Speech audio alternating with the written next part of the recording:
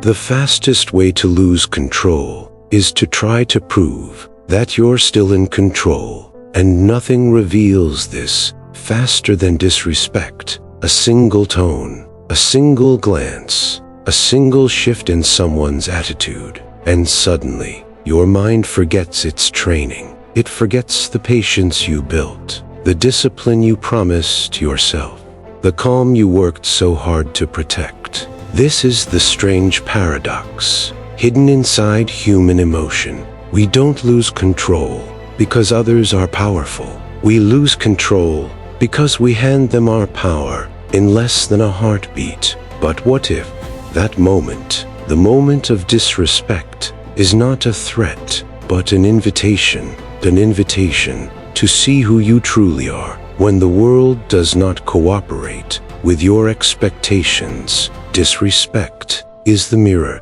in which your emotional strength is quietly measured, and most people never look long enough to learn anything from it. They rush, they react, they explode outward or collapse inward, both born from the same wound. But the Stoic path asks for something different. It asks you to hold the moment instead of being held by it. I once asked Daniel, after he told me his story, what really happened in that single breath between provocation and response. He said something that took me a while to understand. In that pause, I remembered the kind of man I want to be. That is a rare kind of awareness, because most people only remember what they feel, not who they are. Emotion shrinks perspective. It narrows your field of vision until the only thing you can see is the insult in front of you. But clarity widens perspective.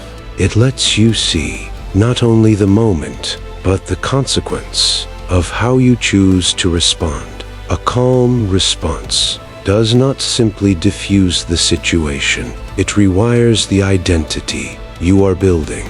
Every moment of disrespect is a chance to practice self-governance, and self-governance is the true currency of inner strength. Think about it. If someone can break your calm with a sentence or a gesture, you are not free. You are reactive. You are shaped by external winds. But when you stay centered, when the storm outside cannot pull the storm inside, you become something else entirely. Someone sovereign, someone disciplined, someone others quietly respect, even if they don't fully understand why. Because calm is not a passive state. It is an active stance, a sharp, deliberate, chosen posture in the middle of emotional turbulence. This is why your mind matters more than your mouth. When disrespect appears, before you find the words, you must find your footing. Before you respond outward, you must stabilize inward. And that stabilization is a skill built through observation, a skill built through self-honesty, a skill built through the willingness to feel discomfort without needing to discharge it onto someone else. Midway through this reflection, I want to remind you to stay with me until the end. There is a final insight waiting, one that can shift the way you understand power and how to carry it without aggression.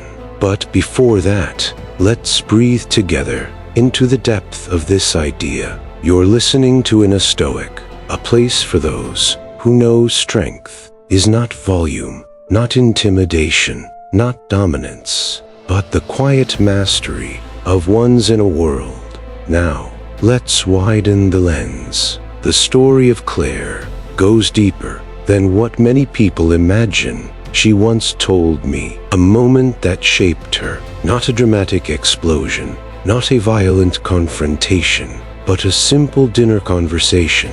Her brother dismissed something she said in front of their parents, not loudly, not aggressively, but with a soft, condescending smile. That smile cut deeper than any insult. Because disrespect doesn't always arrive in a loud package. Sometimes it slips in quietly through tone or posture or the meaning behind silence. Claire went home that night feeling small, not because his words were powerful, but because her identity was too entangled with seeking his approval.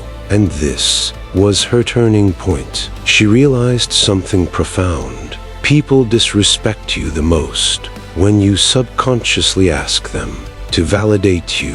Validation creates dependency. Dependency creates vulnerability. And vulnerability without boundaries creates suffering. She decided to detach her self-worth from his reactions, not by becoming distant or cold, but by becoming grounded.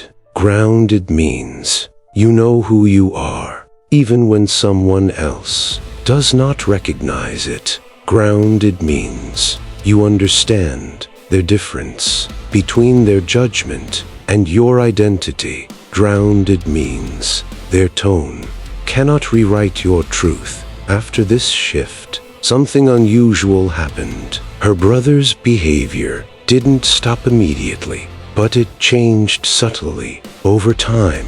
Why? Because disrespect loses oxygen when the target no longer reacts the way the giver expects. You remove the fuel, and suddenly their fire cools. This is why calm is not weakness. It is strategy. A strategy that disarms without attacking. A strategy that protects your dignity without confrontation. A strategy that elevates you without lowering them. Now let's explore the practical part, not philosophy, but the moment-to-moment skill of staying calm. When someone crosses the line, the first step is internal distancing. You mentally step back from the moment so you can observe instead of absorb. Most people let disrespect enter their body as if it belongs there. You don't have to. You can witness it without swallowing it. The second step is emotional labeling. This feeling is anger. This feeling is embarrassment. This feeling is threat. When you name it, you own it. When you avoid it, it owns you. The third step is clarifying intention. Ask yourself, in silence, what outcome do I truly want here? Not what my ego wants in the next 10 seconds, but what my character wants in the next 10 years. Your answer will almost always be clearer than your first impulse. The fourth step is choosing your level of response. You can respond softly. You can respond firmly. You can respond with a boundary. You can respond with distance. You can even choose not to respond at all. But you choose. Choice is the opposite of reactivity, and a reactive person is predictable, manipulable, easily provoked. A calm person is unreadable, unshakable, difficult to control.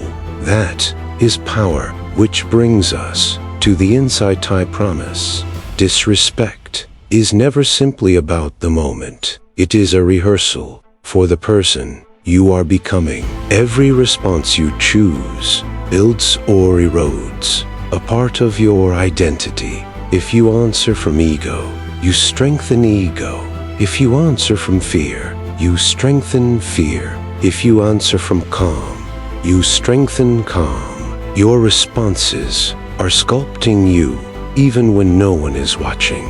So the next time someone disrespects you, remember this: you do not answer to prove your worth. You answer to demonstrate your mastery. Hold the moment. Let the first wave pass. Let clarity return. Let your posture rise from the center of your being, not from the wound in your pride. Respond from stillness. That stillness is not emptiness. It is strength, discipline, memory, awareness, and the quiet refusal to give anyone the authority to move your inner world. And if this message speaks to something in you, tell me below. Share a moment you held your calm, or a moment you want to reclaim.